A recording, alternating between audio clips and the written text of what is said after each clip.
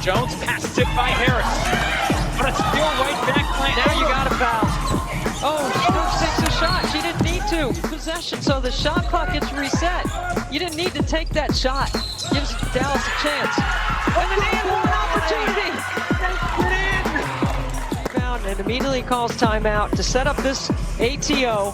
Sideline out of bounds as they advance the ball, and Enrique in the clutch. This is Nothing But That Sports Talk. And welcome to Nothing But That Sports Talk. I'm Rafique Louison alongside Erica Ayala. And as you saw yesterday, this is how the Liberty season ended. At least attempted to help the Downsweets get to the playoffs, only for them to not make it. But Wubble showed how she's going to be the future of the WNBA later in the decade. Oh, without question. It was a back and forth battle, which is something that we saw from the two teams when they met earlier in the season. But ultimately, Enrique Ogunbowale, who had a mild first half, really came out strong for Dallas. But yes, as you mentioned, it turned out not mattering. Unfortunately, Dallas didn't get at least one win that they needed earlier in the week to secure that 8th spot, and Washington, with their win over the Atlanta Dream, gets the 8th spot and gets to the playoffs. So we now officially have the defending champions in the Wubble playoffs. Exactly. But you know what? Getting to New York Liberty, you can't argue with the fact that was one of the best performances the New York Liberty has had, of course, since their win over the Chicago Sky a couple weeks back. But come on now. The Liberty, even though they only won 2 games, as Walt Hopkins said, the team has developed to a point where they're going to be much better in the near future. You was on the interview with me. You know what he's talking about. Oh, absolutely. And I don't doubt that the Liberty will be better. But I do think that there are a handful of things that are not being talked about when it comes to this Liberty season, which I think are still questions that Walt Hopkins and ultimately General Manager, Jonathan Kolb still have to answer. And that is what type of presence does the Liberty want to have in the future at the post position. Now, the reason I want to bring this up, Rafique, is because, as you know, covering the Liberty this season, we knew that Walt Hopkins wanted to be a 3-point shooting team. And Walt Hopkins has continued to share that the New York Liberty are top of the table when it comes to 3-pointers taken. And so by that metric, the Liberty is doing exactly what he's asked his team to do. However, the Liberty is not at the top of the table when it comes to 3-pointers made. So there is an efficiency challenge that this roster has. And part of the reason I think that New York played very well against Dallas and in that Chicago game is because you saw that this New York Liberty team is fast and can get easy buckets in transition. And they have players, especially at the guard position, who are very good and efficient at driving the lane and getting 2-point baskets. And that's not something that for the majority of the season was a focus for the New York Liberty. Yeah, it really wasn't. I mean, look at all the times where the Liberty shot like 33 pointers and still end up only making like 2 or 3 of them. There were many times where the Liberty, they tried to be competitive, but they've had so many losses by at least 17 points. This is a rare occasion where they had a chance to get the win and they couldn't really do it. This would have ended the season in high note. You see how clutch Jasmine Jones could be in the paint, but of course, Akira Guawawi showed you why she was national champion in 2018 for a reason. Like, come on. Yeah. And I mean, Enrique's performance notwithstanding, because again, she really ramped up in that 4th quarter. I think another thing that we see is that the Liberty have a challenge closing out games. And part of that is because even if you look at Laysia Clarendon, who is a guard who didn't play in that final game, unfortunately dealing with injury, it seemed like some herniated discs per Walt Hopkins. Even Laysia Clarendon, when she was with Atlanta, when Laysia played with Atlanta, they were a guard that played 20 plus minutes a game, but Laysia did not put up those minutes in her first few seasons with Indiana and did not put up those minutes with Connecticut, the other 2 teams that Laysia played on before they came to New York. What I'm building there is that between Laysia Clarendon, Amanda Zawi B, who we saw her minutes decline in the last few games of the season, and Akia Stokes, who didn't play with the team last year, they have more time in the WNBA, but not necessarily a lot of minutes in WNBA action. And part of that came down to Kia Stokes had the ball roughly 15 seconds to go, and she takes kind of a mid-range shot. One, instead of driving to the basket, but also two, instead of drawing that play out and letting the clock run out. Had the Liberty done that, they had the lead over Dallas and they would have gotten the win. So it's just that late game positioning and knowing how to close out a game. The New York Liberty need more veterans, and I would argue another veteran with lots of minutes logged in the WNBA at the post position in particular, to be able to really be that team that they want to be in the future. And they had that last year when they had Tina Charles before they traded her to the Washington Mystics, who unfortunately didn't play this season regardless because, you know, the global situation. But come on now, they had Tina Charles. She would have been a good mentor to all the younger players and the newbies that came to New York Liberty, including Lasia Clareton, who played for the Connecticut Sun team that was in the finals last year. Correct. Now she's playing alongside like 6 other rookies. Yeah. What we can look for is that they develop a lot more. At least we know that the rookies of this season is going to be more developed. Now, if you was the GM for the Liberty, what player position would you draft? I would draft. That's tough because on the one hand, I do think that the New York Liberty need a more dynamic post player, but I also think they need more veteran leadership. So as far as what to get in the draft, that's a little bit difficult because they have potentially so many rookies in their pipeline. But another thing that we have to remember is, one, the New York Liberty is going to have a high draft pick. Regardless of if they get the number 1 pick or not. They're going to have a top 4 draft pick for the 3rd consecutive year. They need to be very strategic with how to use that. Instead of focusing on the draft, which I honestly don't know right now at least, and we'll have to see how the college season plays out. We don't really know, one, who's going to be eligible for the draft, especially because we have to remember it's a Wubble season because of COVID, and COVID impacted the NCAA tournament, but also is likely going to halt the start to the 2020-2021 season. So I don't know. That makes things a little bit tough to decide when it comes to the college level. What I would like to see is the New York Liberty make moves in free agency. Regardless of if we're a 22 game per team season in the Wubble or just a regular 36, 38 game season, the WNBA teams in the WNBA that are successful have veteran leadership. Under 40 games a season is still a relatively short season. And so having someone who's been there before, having players that know what to do in the clutch when trying to clinch a playoff position is extremely important. So rather than stocking up on young talent and having to maybe go through another season of growing pains, I'd like to see the New York Liberty try to meet in the middle and maybe position themselves either with draft picks or with trades or through free agency to get another veteran to support Lasia, to get some posts, to get a veteran that can really mentor the post players in particular and give them a little bit more experience when it comes to closing out games and hopefully get them back in position to make the playoffs. They haven't been in the playoffs for 3 seasons now. And you know what? They could have easily been in that position if Sabrina Ionescu had played throughout the season. But when she went down with that injury, I mean, I know we talked about this in the last episode that they probably weren't going to be that big of a threat to the playoffs regardless, but if they had Sabrina Ionescu, they would have had at least the Rookie of the Year candidate on the roster. That's just something to be I think that's definitely the assumption going in. It's hard to say since she did go down in the 3rd game, but let's not forget she put up a 30 spot in her 2nd game ever.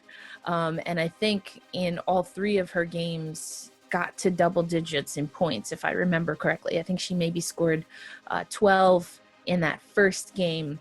But the point being that, you don't know what you don't know. And we just don't know what could have been with the New York Liberty. However, I said this before Sabrina was even drafted, and I think we did see it play out because Lasia put up pretty good numbers. Kia Nurse struggled at times, but the New York Liberty were always going to need more than one player. And you mentioned Tina Charles. I just want to go back to that briefly. It's hard also to imagine this particular roster with Tina Charles, because before the 2020 season, there was already indication that Tina Charles wanted to move on, and perhaps that the New York Liberty wanted to move on as well. However, in the absence of a Tina Charles, who put the burden was put on Tina for a lot of her seasons in New York, in the absence of Sabrina Ionescu, who ultimately was supposed to replace Tina Charles as far as efficiency and output, I think, a lot of that burden went on Layshia Clarendon. So in one way, getting Layshia back healthy next year will be great and does bring some of that experience to New York, but I still think they need to get a post player in free agency and or via trade. But it usually depends on whichever is available during free agency, because we still got to get through the playoffs first, which we'll be talking about later in the segment. But any free agency, like if you were the coach right now, like which top tier free agent in 2020 would you go after? I need to look at the free agent list a little bit more. But I think New York is going to have a little bit of a challenge.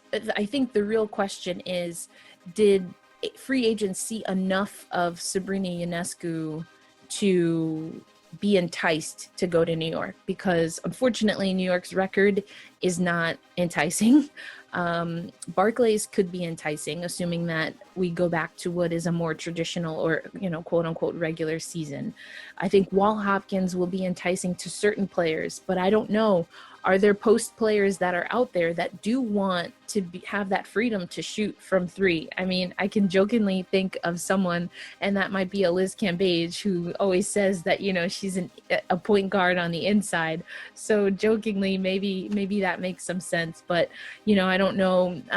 Liz Cambage, we know, has always kind of been touch and go with being in the WNBA, because she's very far from home, being an Australian native. So it's a little bit tough. I think not only do we not know how the playoffs are going to play out, we don't know how COVID is going to impact the international season overseas.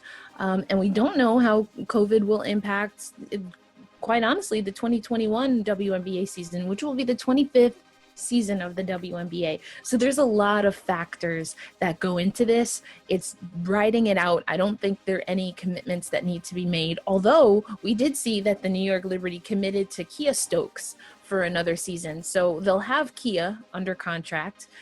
Players like Han Zhu, who is a Chinese national team player, was drafted by the Liberty last year. She did not come over because of concerns for COVID. Rebecca Allen is kind of a 3, kind of anywhere from a 2 to 4 she can play.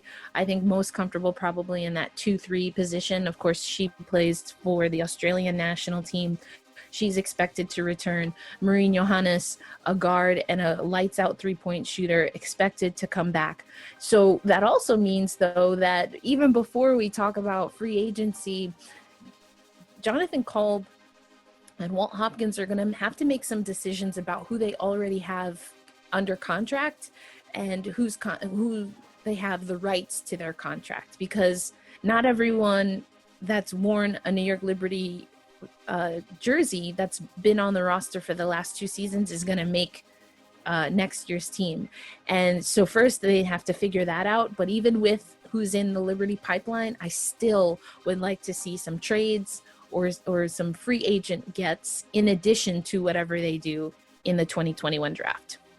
And I still like to see players like Megan Walker get involved more in the offense, and Paris Key, who's been tremendous ever since she got added to the roster. The Liberty needed a weapon, and she got in. And even though it still didn't lead to many wins, she really got accustomed to playing adjustment to the three-point shooting offense. I mean, you can't really blame Walt Hopkins. I mean, this is only his first year as coach. But you got to understand that sometimes not everybody could be the Golden State Warriors or the Minnesota Lynx. And you saw that the New York Liberty lost to the Minnesota Lynx. Like, come on now. 103 to 48, that was just terrible. I like that you brought that up, and I know that it's definitely Walt's first season, and Walt said something in his last pregame that I thought was really eye-opening. I have long criticized Walt Hopkins for being what I would call a little stubborn in wanting to see his system play out, even though, as Jonathan Kolb told us yesterday in his media availability, that this was kind of, New York was approaching this season as like a development year where they were going to kind of tap into the development team who they had in the pipeline and really, as Katie Smith, former head coach, would say, let that thing fly, just like let them play. And I think if that would, but I didn't see, I guess what I'm trying to say is I didn't see that play out. I think that Walt Hopkins still tried to utilize the team, let's use the term, the B team, right? He still tried to use his B team to fulfill the game plan for his A team. And I don't think the personnel and the game plan matched up. And at the end of the day, my criticism, my critique of the New York Liberty for this season is when you knew Rebecca Allen wasn't coming, when Asia Durr wasn't coming, when Han Ju wasn't coming, Maureen Johannes wasn't coming, and you knew you were going to have Jocelyn Willoughby, Megan Walker, Jasmine Jones, and eventually, as you mentioned, Paris Key. Those players don't have the same game. So to game plan in the same way, I thought was a missed opportunity when it came to certainly players like Jasmine Jones, Paris Key. Megan Walker, a little bit different because, in my opinion, because we know that she contracted coronavirus and that, it seemed, impacted certainly her timeline, but perhaps also her physical ability. I do think Jocelyn Willoughby and to an extent, Nay Odom got lost in this 3-point first system. But we saw yesterday, Nay Odom goes off for a career high. Why? Because the game plan was to try and tire the Dallas Wings out in transition because Dallas had a short bench. That was something Walt and his team said was a part of the game plan. And I just wish that that had been a part of the overall season game plan earlier, because that is the type of personnel that Walt Hopkins and the New York Liberty had this season, to be tough on the offensive and defensive boards and to break out in transition and get easy buckets. And not to mention the fact that Leona Odom is having a destiny of trying to be Defensive Player of the Year. And she even said it in her earlier conference. And I would like to see that happen. Do you see her actually being Defensive Player of the Year this season if you were to give it to her right now? Right now, no. I think that there's some things that Odom, I don't think she hurt the New York Liberty, but I would like to see, defense is such, a lot of people see defense as something that you're reacting, right, to what people are giving you. But defense is also anticipation.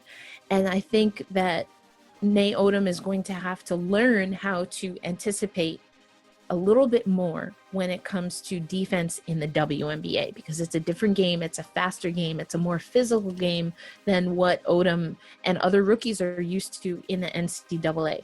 I also thought it was interesting that Nay said that she doesn't really watch other players, as far as, when I asked her in a media scrum, who are some of the players defensively that she might want to take pieces of how they play in their game. I think that's something that Odom is eventually going to have to focus on a little bit more. Looking at an Alicia Clark, looking at a Natasha Howard, players like that who have learned how to defend in the WNBA from positions 1 through 5. That's extremely important, and I think Odom has the size and the speed to be able to defend 1 through 5, but there are some things that Odom is going to have to learn, and who better to learn from than players that have done it and have been successful and have won championships in the WNBA. Yeah, like a Candace Parker and a Sylvia Fowles. If you can learn from players, you can actually become one of the defensive players that a lot of people are going to be talking about. And speaking of defense, Amanda Zowie B brought a lot of that this season. And as Walt Hopkins said during the season, she's been phenomenal, especially on the rebounding side. She does need to develop a little bit more on the 3-point shooting, but the rebounding and defense, is what the Liberty were missing when the games were extremely close or before it became a 17, 18, 20-point deficit. I think Amanda Zawibi is getting more comfortable being that go-to rebounder. I think Stokes can definitely be that, especially with her size. I think rebounding defensively, Stokes is good at getting in position for the most part. I would love to see Stokes be more aggressive offensively for offensive rebounds. And I think Zowie has a little bit more of that. When it comes to Zowie shooting from three, that's something Zowie is very comfortable doing. And so I don't think that has to, especially knowing Walt's system, that's not something that I think Zowie has to, be dissuaded from. If anything, I want Zowie to add to her game and to be more comfortable and to be challenged to use her size on the block. Again, in transition on Sunday's game, we saw players like Odom, but we also saw players like Zowie being successful.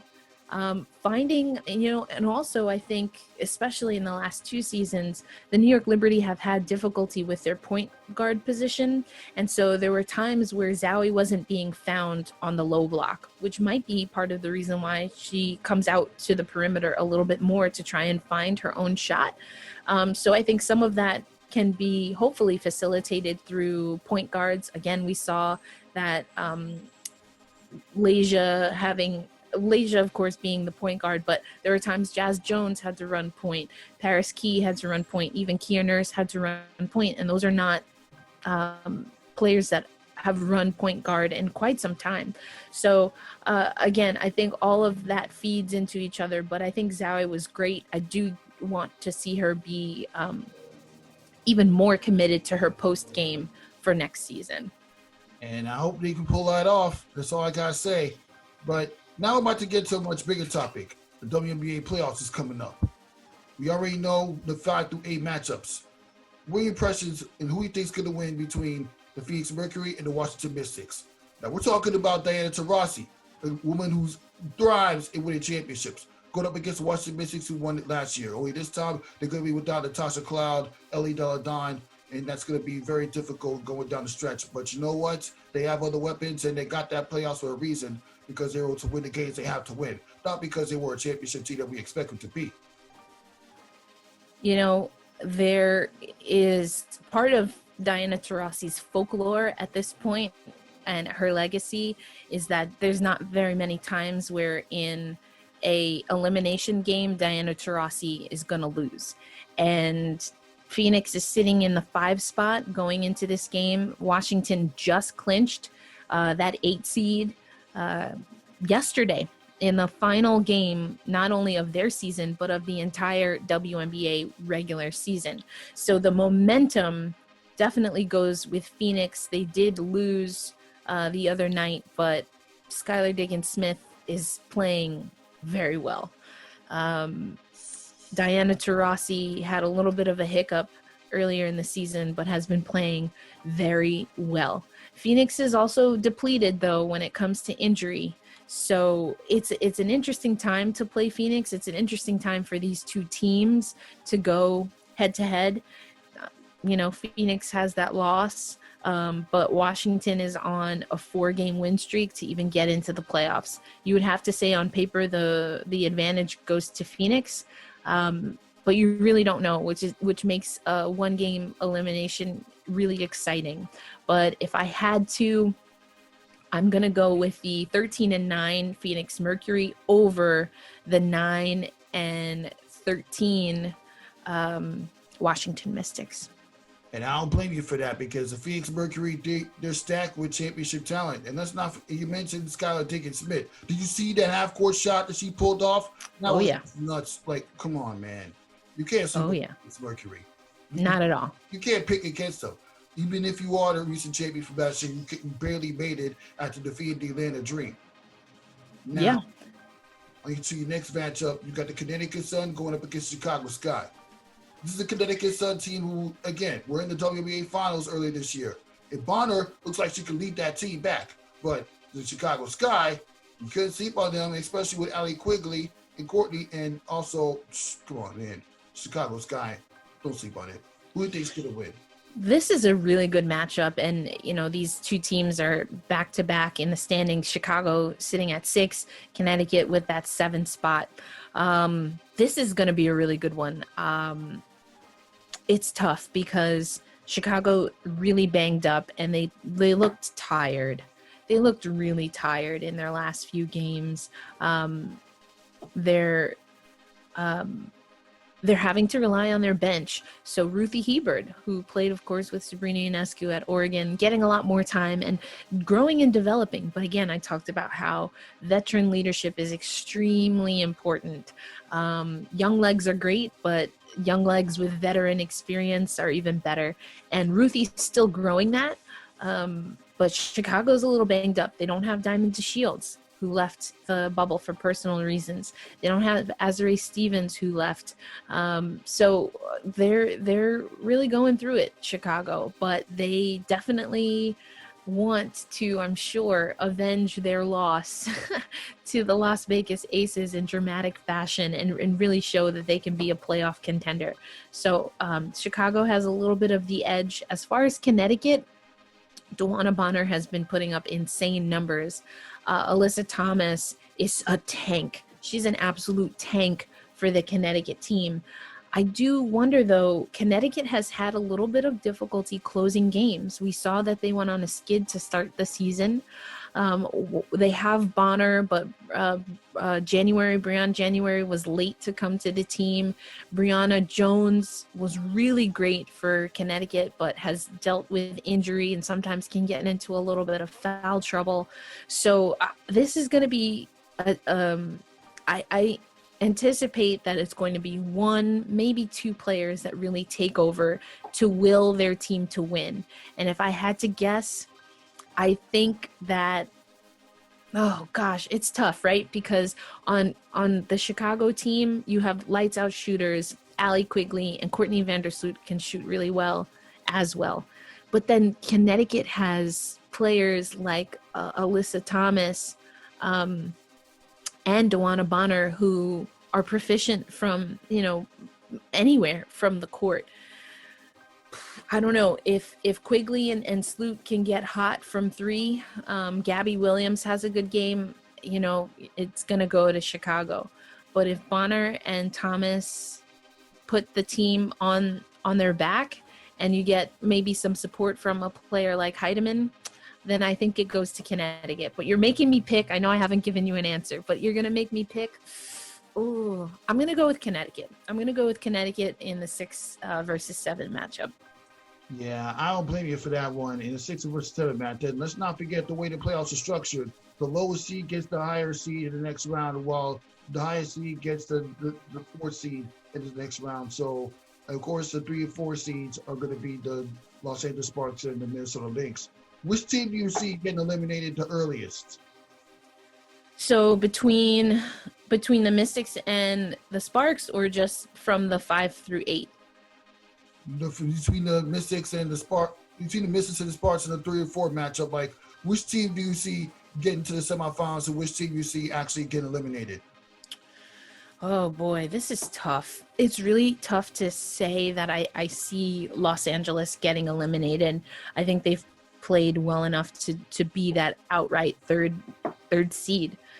There is something special about this Minnesota team. I think they performed better than most people expected. I don't think most people expected Minnesota to be the 4 seed overall and get that first round bye.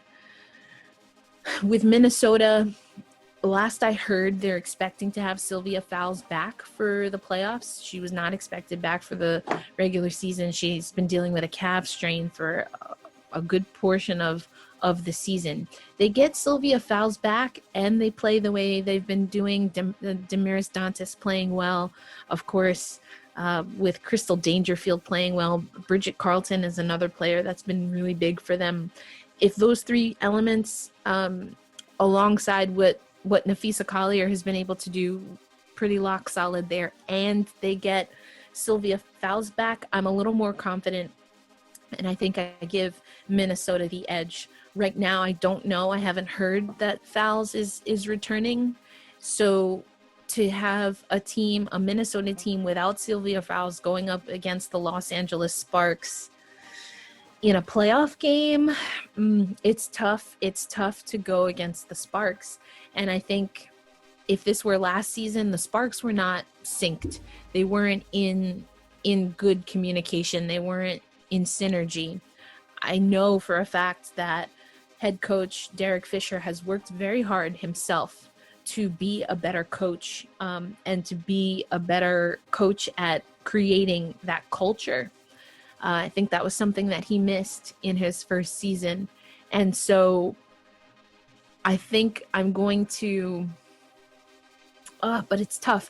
I was going to say I want to give the edge to Fisher for building that culture. But then how do you go against Cheryl Reeve, who's had 10 consecutive appearances in the postseason, building an entire franchise as the general manager and head coach, building culture, not to mention that she has Katie Smith on her staff, Planette Pearson on her staff, Rebecca Brunson on her staff. Of course, coaches don't play the games. We all know that. Oh, gosh, this is tough. And not to mention that this, of course, is a little bit of WNBA history. These two teams, their epic finals battles for years. Listen, let's look back at that because, come on, man. The Sparks pull off one of the craziest finishes you'll ever see. I know you're thinking about, Chelsea Gray, what Nneka Ogwumike were able to do to absolutely shut down Minnesota historically.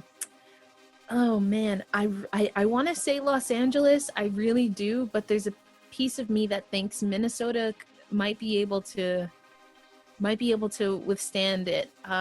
Because look again who they're playing. They're either going to play Phoenix, Washington, Connecticut, or Chicago. I think Minnesota would have a tougher time if Phoenix advances and Minnesota draws Phoenix. I think that's a little bit of a tougher matchup. And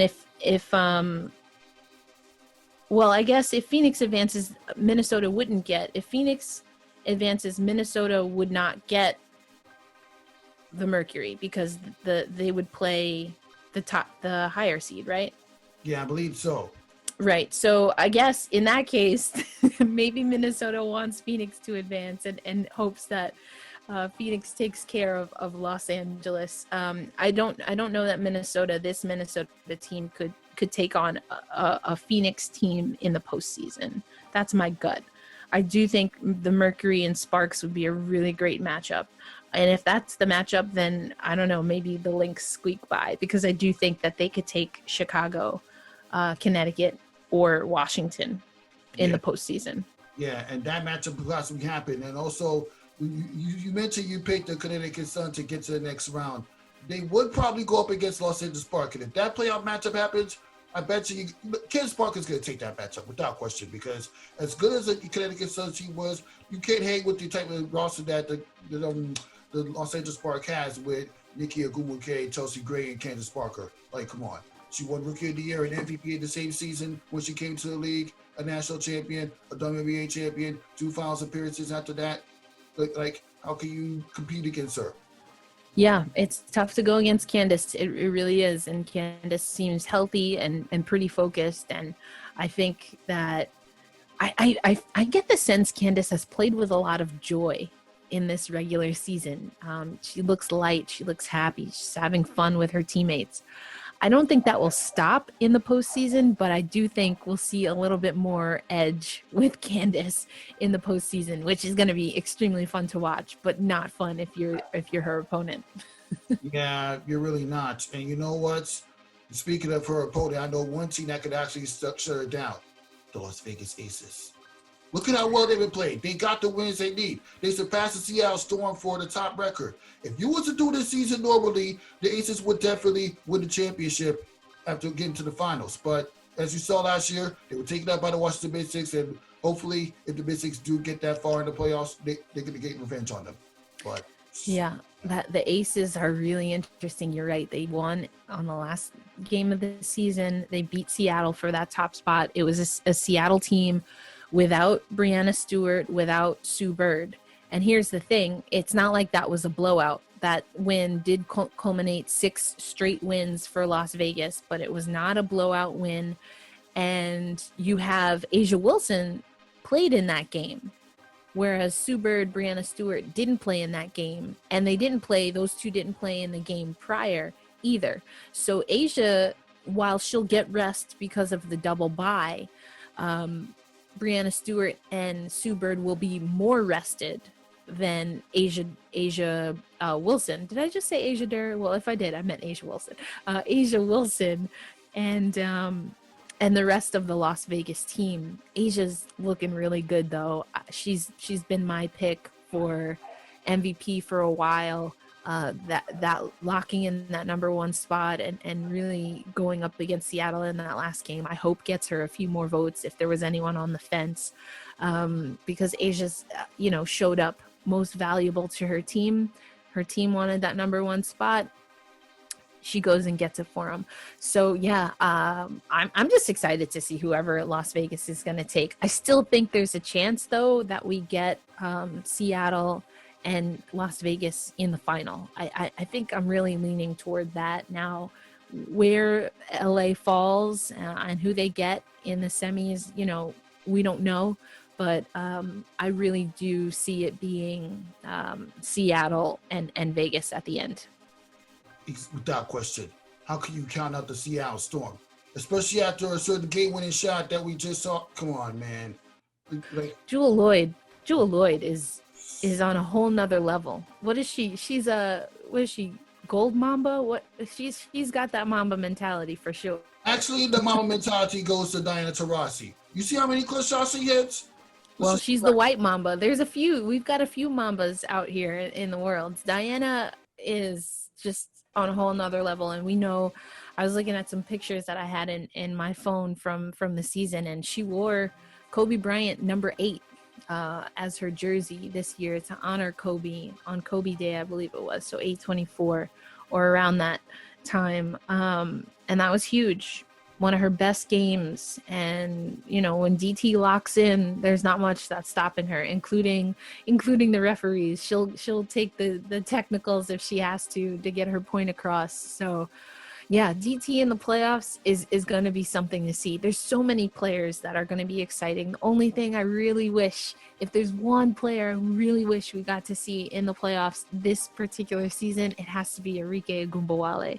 Arike in the playoffs in the single elimination game. Oh man, give me more of that. You're going to get more of that next year. You couldn't get that this year thanks to Washington Mystics defeating the Atlanta Dream, but you're going to get more of that next year. And speaking of the Atlanta Dream, out of all the teams that didn't make it to the playoffs, which teams do you name 2 teams you see coming back? Because for me, obviously, I got to pick Dallas Wings. I said how good Arike Ogunbowale was. I even interviewed some of my friends in college. I interviewed Ariel Chalmers and Christina Williams. Even they can tell you how good Arike Ogunbowale is. She has that I'm not losing mentality. Yeah, Ari Chambers, definitely someone who I'm not going to go against her picks. And to that end, yeah, it's definitely Dallas for me. Even putting Arike to the side, Arike and Marina Mabrey reunited, and it feels so good. Had to put a little soul in it, but those two back together. We know what they did at Notre Dame. They have showed that they can do the same in the WNBA. And that's so important. If you don't have veteran leadership, the best thing is to have that familiarity and to build as a veteran alongside someone that you've been in the trenches with before. And that is definitely Arike and Marina. I will shout to the high heavens at any chance that I'm given the chance to talk about Satou Sabally. Satou Sabally is going to be a very solid WNBA player, all-star caliber player, championship level player, because not only does she have such a versatile game, but she truly is a player that makes the players around her calm and allows them to settle into what they do best because she can fill and plug in any holes. You need a passer. You need someone to find Enrique off coming off a screen. Satu can do it. You need someone to be a post dominant player and score on the block. Satu can do it. I think the one place that she has to build, and I asked her this, and she acknowledged it when she played against Emma Miesemann and, I guess it was Maisha Hines-Allen, I think, who she was guarding, either Maisha or Ariel Adkins. But she knows she has to be stronger, a little bit stronger when she goes up against players that have not only her same size, or height, I should say, but that are strong and that are built very solid and strong. But Satu's going to be great. The other team, I would say, is Atlanta. And I know Ari would say the same.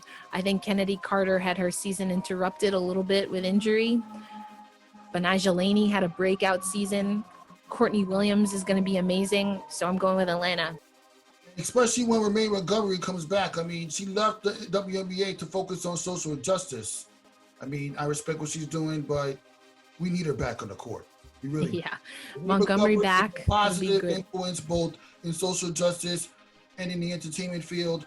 And even Christine and Ari had some interviews with her. You can't argue how talented Romaine Montgomery is. And it goes back to someone that's been there before. Montgomery's won at the college level. Montgomery's won in the WNBA. Montgomery has been coached by amazing coaches throughout her time, and to bring that to a team that already has, the edge, they have the all the gas they need when it comes to Kennedy Carter and Courtney Williams and Benijah Laney. Then you add a nice scoring touch that they picked up in Shakina Strickland. Glory Johnson, I thought was an amazing pickup by Atlanta. This is going to be a good Atlanta team. They unfortunately dealt with a lot of injuries, COVID-related delays and whatnot. So, yeah, I have to take Dallas and Atlanta for two teams that are on the outside looking in. I'll see why not. A lot can happen. And I look forward to a bright future in the WNBA next season. And as far as you going, now that the Liberty season's wrapped up, how are you going to be planning to maintain your coverage going into next season with Billy your Craft and everything? Yeah, for sure. Because I'm going to be covering the Las Vegas Aces when the starts next week. So I love it. Trying to cover some playoff games. So I haven't picked a team to kind of follow as a beat writer per se. I think out of the 8 teams that are in the playoffs, Connecticut, Chicago, and probably Seattle are the teams this season that I've joined the most calls and spoken to the most players.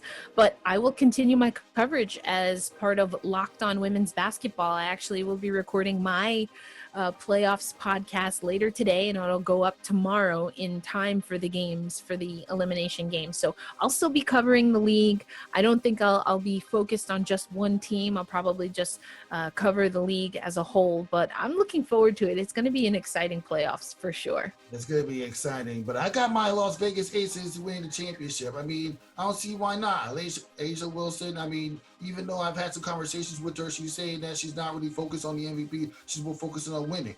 And I don't blame her for that, because that mentality, why she and the Las Vegas Aces are the best team in the WNBA.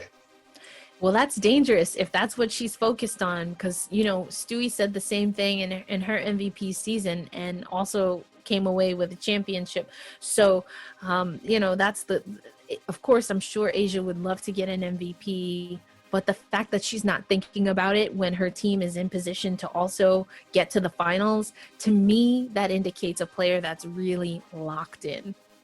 Yeah, really locked in. But to wrap it up, why don't you talk about some of the best questions and answers that you've gotten for Liberty players throughout the season? Because for me, obviously, it's hard to pick. I would have to say Leonda Oldham, and I would have to also say Jasmine Jones, because they know how to answer questions and stuff.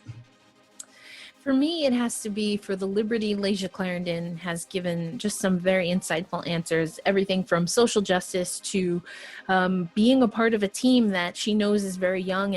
And Laisha had such an awareness when they talked about the New York Liberty team. It's like, oh, yep, of course, that's what our team is going through.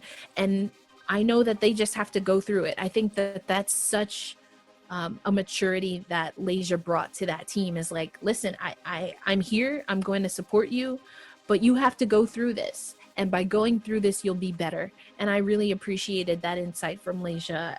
And I'm sure her teammates did as well. So definitely tip of the cap to Laysia Clarendon.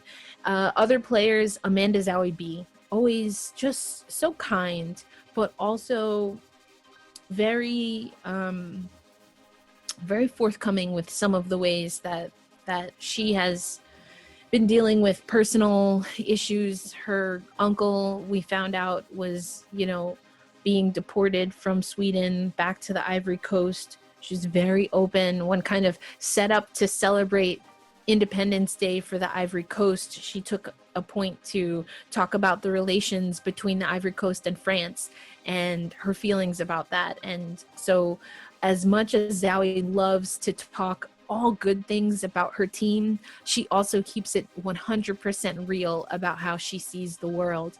So those two, I think, from the Liberty have been two that have really stood out. Jocelyn Willoughby gave a great answer. I kind of geeked out a little asking her about her master's program, and she gave a really great answer about hoping that someone does a case study of how to focus on sports in a very controlled environment, but also to have a focus on social justice in that same environment. So I really appreciated that. And hopefully my work reflects trying to do a little bit of that. So definitely have to give a shout out to Jocelyn for that as well. Yeah, and I got to give a shout out to Amanda Zowie V. Like you mentioned earlier, she was very honest and upfront when it comes to how she wants to approach talking basketball, how she wants to approach talking social justice. When Jackie Powell asked that question to Amanda Zowie V, she was very honest. And if you've seen that video, well, you pretty much already said what went through your mind when you saw Amanda Zowie V say, I don't want to talk basketball right now because my uncle getting deported out of the state. That was just so emotional. And it was so great to be a part of that virtually. And I know hopefully next season I will get to cover the New York Liberty in person. But with everything that I managed to pull out this year, I know we can get that done. And you're going to get back to covering the Liberty in person as well. I'm looking forward to it. And I'm looking forward to having you as part of the meet moving forward. Exactly. And now wrap it up with Nothing But That Sports Talk. I'm Rafique Louison alongside Erica Ayala. And to finish it off, we're going to leave you with some of the best reaction we got for the Liberty players this season as we wrap up the Liberty. And yeah, to all the big balls out there, get your head in the game and check out the reels that I got. Honestly, Jackie, I don't feel like talking basketball today. That's fine. I'm going through it. I am tired of white people murdering black people and walking away from it. And there's no justice. I'm tired of people waking up and seeing another black and brown body being shot at. I'm tired of white people having so much power and then just being evil and cruel with it. Yeah, so I think what I learned from Coach Wall is great communication, right? He is very big on communicating, whether it's on the court or off the court. And that's something I appreciate. A lot of coaches don't really understand or allow themselves to understand the value of getting to know their players off the court and really knowing what's going on. You know, we are more than just basketball players, and we all have stuff going on the sideline. So communicating that and understand how, you know, some days Amanda is not going to be the happiest person on the court. But since we have that understanding and we talk about things, he knows how to pick me up. Kobe challenged me in different ways to bring competitiveness every time out on the floor. I got a chance to work out with him, and that's one of the things he said he wanted me to improve in, just being a killer every time I step out on the court. So that's one thing I always keep with me. We were in the game, we just didn't hit shots, and we generated a lot of really good shots. So just going back to practice, continuing to knock them down there, and then doing it in the game. We're just going to go out there and play our game. I think we just need to really focus on ourselves, and the rest will follow. When rewatching the film, it wasn't really anything that they did. It was what we did, and little mistakes just added up. and, you know, multiply it into a game that got out of reach. And so we're just going to really just focus on ourselves. Oh, for sure. I've been looking at a lot of film, seeing things where I can improve, things where we can improve as a team, trying to make those adjustments and you know, talking to coach about it and bringing it up in practice and working on it. But this season's been so incredible in terms of educating ourselves on what's going on in this world. So there's so many cases, particularly of Black women who've lost their lives, and we don't even know their names to be able to advocate for them, to be able to say that they've been forgotten. So I think, you know, doing more of that work, spreading awareness and getting people on board to advocate for their cases and seeking justice for them, but also changing policies and getting accountability. You know, it's a long process, but those are some things that we need to work towards. But being in this bubble is definitely mentally draining because you're not with family and friends. And like right now, I know for me personally, I'm really missing my family a lot right now. Just not being able to go out and have a good time and not think about basketball, because that's all that's here in this bubble is just basketball, practice, and games. So it's definitely mentally draining.